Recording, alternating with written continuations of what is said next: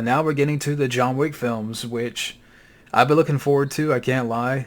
It's nice to go back and rewatch these films again. And with this one, I wish I saw in the theater when it came out. I saw the second one and third one in the theater, but I didn't see this when it came out. I picked up this Blu-ray some time back.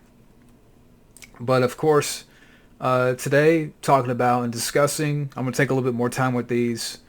But I'll be reviewing today John Wick, 2014 film. And, what more can you say about John Wick? It's such a great movie and a great character. And the first time I saw this film, I'm like, man, I want to see more of this character. I want to see more of this world and the world of these assassins. Which we got, with John Wick 2 and John Wick 3. And I know they're working on John Wick 4. But it's, got pushed back to 2022. So we got another, we got to wait another couple of years for the fourth film. But this is the one that started it all. And the story here is real simple. You have our main character, John Wick. He's an assassin and now retired after, marrying his wife, retired from his violent past. But, losing his wife, suddenly, which they have a little flashback to in the beginning. He lost his wife. And John Wick is in mourning, mourning his wife. And one day, this son of this character, Vigo, this mobster type character, steals John Wick's car and kills his puppy. And from that point, John Wick seeks vengeance on these people who did him wrong. And that's the plot. Pretty simple and straightforward. And that's all you need.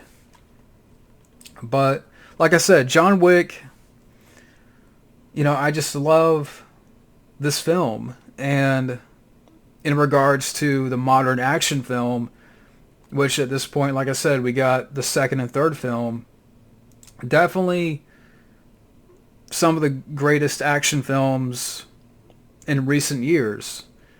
And, when you look at this cast, breaking down the cast, you have Keanu Reeves as John Wick, and does such a great job here, and such a cool character. And it's like, man, I look at, for example, and I know I've mentioned this before, but the Hitman film with, Timothy Olyphant, the 2007 film, being a big fan of the Hitman franchise and the video games, and it's like I look at that film and, a pile of shit that it is. It's like, man, if they would have kept it simple and not be as convoluted as a direct-to-video Steven Seagal film, that could have been like this. It's like, with these films, these are my Hitman films. Because I can see, if done the right way, Hitman would be like this character. And, they could have made more of them if done right, but so these are, to me, my Hitman films. But I love this character. And again, with John Wick, Keanu's performance here, it's very strong, and he kicks ass. You also have Willem Dafoe in the film as his character Marcus, who's another hitman. And, which I forgot to mention, with the story, as Keanu, or John Wick is going after Vigo, there's a bounty being placed on John Wick. So, Willem Dafoe, he's this character Marcus, and he's an assassin, which, turns out he's friends with John Wick. And he's cool in the film. He's in it for a little bit, and Willem Dafoe's great actor. John Leguizamo, he's another friend of John Wick in the film. And he's also a mechanic, which he would come back for the second film. He didn't come back for the third film. That's, if there's one nitpick that I have with the third film, would have been cool to see him there. But, John Leguizamo, like I said, he's in here as a friend of John Wick and this mechanic character. You see him, he's like, where'd you get that car from? And, oh, you stole John Wick's car, huh? And, again, does a good job. John Leguizamo is a great actor. You have the Vigo character here played by Michael Nyqvist. I hope I pronounced it right. Unfortunately, he passed away back in 2017, which is sad to hear. I thought he did a really good job here as our villain Vigo. And even the son, that actor that played the son in the film, Vigo, I thought he was good. He did a good job. You also have McShane as this character Winston, who's the manager of the Continental. And even like the aspect of the Continental, we get a taste of that here, and they definitely expand more on that in the sequels. But, McShane's a great actor. And apparently Jason Isaacs was considered for this role, but I thought McShane did a great job as Winston, sort of being a guidance that, hey, there's no violence here allowed on, continental grounds. And it's sort of like, there's a sort of mystery there with these characters, like, that there's some history there. And even with John Wick, this character that they mentioned in the beginning that he's the boogeyman. And, there's these sort of legends and stories with this character. And it's like, it makes the character, more cool. How they talk about, the villain Vigo talks about how he killed this guy with a pencil, which they did that in the second film. But getting back to the cast, M. McShane's great. You also have his wife, John Wick's wife, which, they show a little bit in the film. She's played by Bridget Monahan. And I remember she was in I, Robot, Will Smith. And, again, she's in it for a little bit. Not too much. But she's fine. You have Lance Reddick as this hotel manager. The guy in the lobby, that works in the lobby, which he would come back in the second and third film. And by the third film, you would see him in action. But, he's cool. And such a cool character. Mr. Wick, and I thought him and Keanu had to go back and forth. But yeah, that character, Sharon, he was good. I liked his character. And, the cop, Jimmy the cop. David Patrick Kelly appears in this film. Yeah, T-Bird, he was in The Crow. He was in The Warriors. The guy with the bottles. Warriors. That guy. Yeah, he's in this film as like this cleaner character where John Wick had took out some guys that were in his house, and David Patrick Kelly shows up to clean up the mess, so to speak. And I like that idea. It's nice to see him in there. He played Sully in Commando. Yeah, David Patrick Kelly. So cool to see him. But, really good cast here. The action, is well shot. And it's like, man, if more action movies today could take note from the action scenes in this film, and all credit to the director, Chad Stahelski, which, if you look at this guy's filmography, he's a stunt player, stunt coordinator, stunt man, and he's worked on a lot of movies. He's worked with Keanu on the Matrix films. He actually doubled for Brandon Lee in The Crow. And just a long list of films he's worked on. And I really thought, Chad Stahelski, I thought he did a great job developing not only this character and, this world around this character, but being a stunt, player in this business, I thought he brought some great knowledge to this film and putting together these action scenes. It's not quick cut or sporadic or erratic camera work like you would see nowadays. And that's what's unfortunate, is that with the action genre, in recent years, there's been a lot of, shaky cam or quick cuts, or, the camera is very erratic and jerky. But here, when you get to a lot of the gunplay, it's well shot. They keep the camera steady and at a good flow. It moves at a good flow where you can see a lot of the fight scenes and, good use of martial arts. And, Keanu, apparently he did 90% of his own stunts in the film, which is cool. I mean, of course, he's not going to take, big falls or get hit by a car, but, at this point, Keanu being, 50? And still kicking ass. And,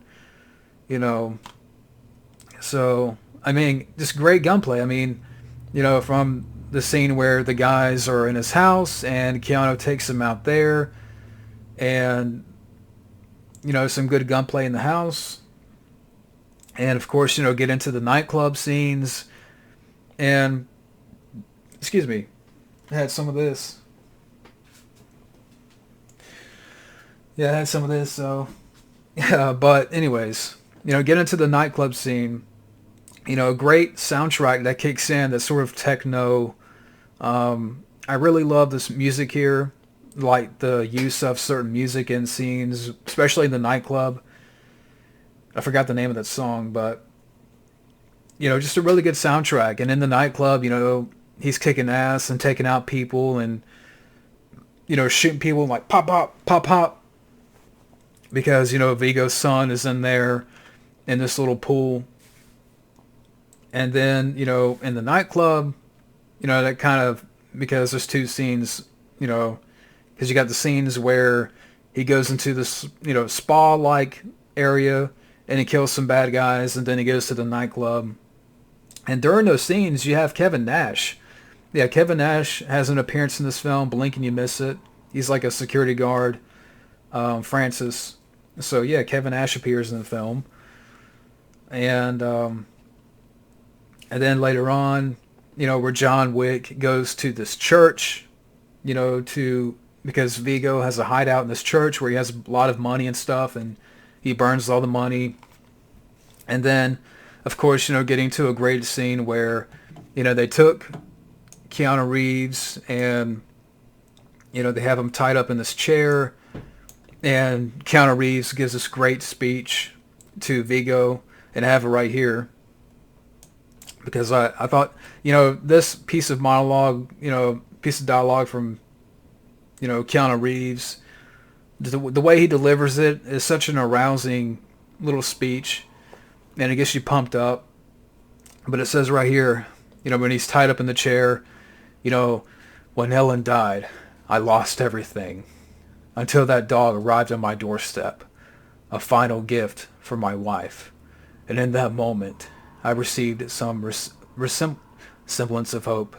I messed up. I received some semblance of hope, an opportunity to grieve on alone. And your son took that from me, stole that from me, killed that from me. People keep asking if I'm back, and I haven't really had an answer. But now, yeah, I'm thinking I'm back. So can you either hand over your son, or you can die screaming alongside him. And, of course, Keanu breaks out, kicks ass, kills some people. And I know I messed up there a little bit, but hey, Keanu can do it way better than I can. And just a great moment right there. One of my favorite moments of the franchise, given that little speech. And it just definitely gets you pumped up. And then Vigo gives up his son, kills him. And then at the end of the film, a little fight between him and Vigo. And, so Vigo gets his comeuppance. And I just get my notes back up. But, yeah, I mean, great action. And again, all credit to, Chad Stahelski, who did a great job, handling the action, creating these action scenes that are unique, that really gets you, it really puts you in the scene. I'm sorry, but when you're shaking the camera around and jerking it around, like a lot of action films have been doing in recent years, I can't get involved. But these action scenes, it's like, man, why don't more action films take note from these films that, with the action, you don't have to shake the damn camera. You don't need $300 million budgets. You don't need an overabundance of CGI. You just need great direction, well-shot action, a kick-ass character, some good music. Doesn't hurt to have a good soundtrack in there. And, a very cool aura. And that's what this film has. And it's just a very cool aura, like an aura and energy to it. And as far as like, some information about the film, getting to some information, I mentioned that, Keanu did 90% of his own stunts in the film, and that Keanu Reeves had learned and memorized the nightclub fight scenes the day that the scene was filmed. John Killer, what am I saying? I'm getting words mixed up. John Woo's The Killer was an influence on the film, which makes me, wonder about, and I probably will do a video about John Wick 4, share some thoughts on that maybe they should get like Chow Yun-fat in there, because I could definitely see Chow Yun-fat in this type of film. But according to the director's commentary, another piece of information here, their first cut of the film was 2 hours and 20 minutes.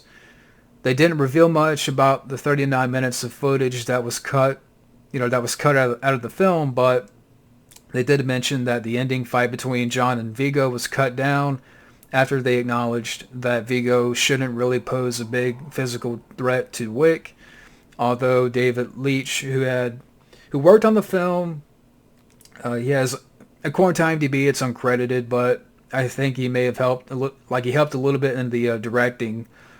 He said how there's a ton of great shots on the cutting room floor that's just Keanu walking in cool environments. The producer said in an interview for Synapse how 12 minutes long opening scenes of the film were almost 3 times longer in the director's cut. And, same writer too, got to mention the writer, Derek Kolstad, who wrote all 3 films. And, I thought he did a really cool job, again, developing this world of these assassins and the coins and the Continental and, certain, usage of dialogue is really interesting.